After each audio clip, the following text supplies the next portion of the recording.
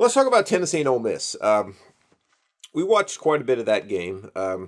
We'll get into what happened at the end of the game here in a minute. But, Ole Miss jumped out to a 24-9 lead. Tennessee kicked a field goal to make it 24-12 at halftime.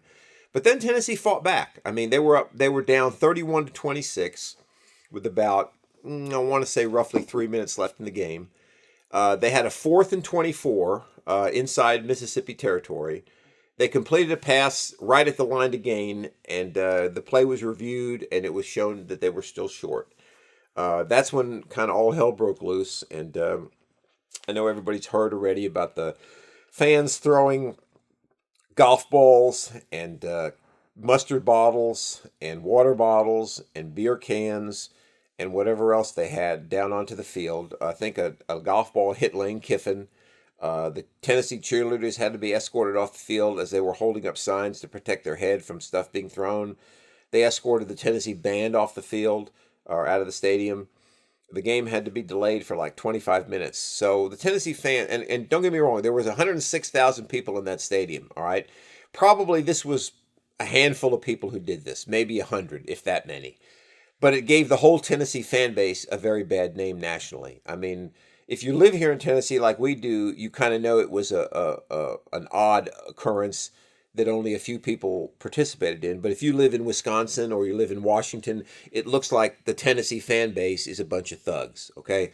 So that was a really bad look for Tennessee. I know a lot of Tennessee fans are really embarrassed by it. It should not have happened. But even after that call, Tennessee got the ball back at down by 5, and they had the ball on the Mississippi 20-yard line with 3 seconds left. And the quarterback drops back to pass, couldn't find anybody, runs the ball, and instead of throwing it into the end zone, he runs it out of bounds at the 7-yard line, which basically ended the game. So either he didn't know how much time was left, which is inexcusable, or he made a mistake in execution, which is also inexcusable at that point.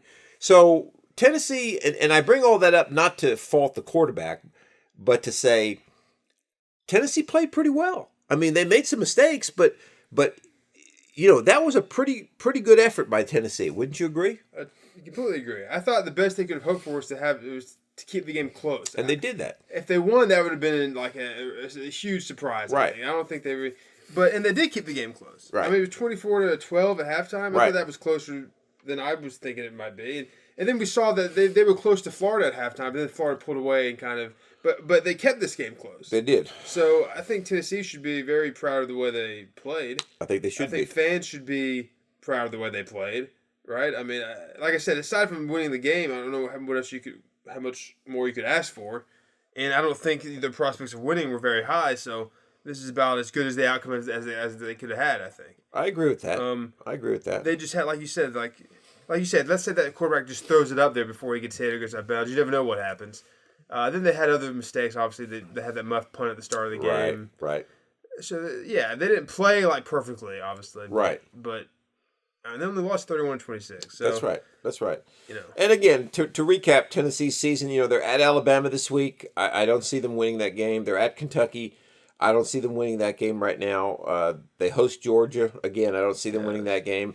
They'll beat South Alabama. They'll beat Vanderbilt. So I think Tennessee finishes 6-6 and goes to a minor bowl, but still goes to a bowl, which is a great win for Tennessee in the first year of a new head coach. So I think Tennessee's on the right track, and I think next year Tennessee is going to be a lot better than they were this year. So that pretty much closes the book on Tennessee. We will see, though, how Alabama and Georgia function in that game to see really if they're still on pace to be the teams that we thought they were. And Tennessee having these primetime games like they did last week against Right. Ole Miss and playing close in them. Right. I think that looks good to recruits too. They see Tennessee on a big stage. It's sold out. They have the checkerboard crowd at night.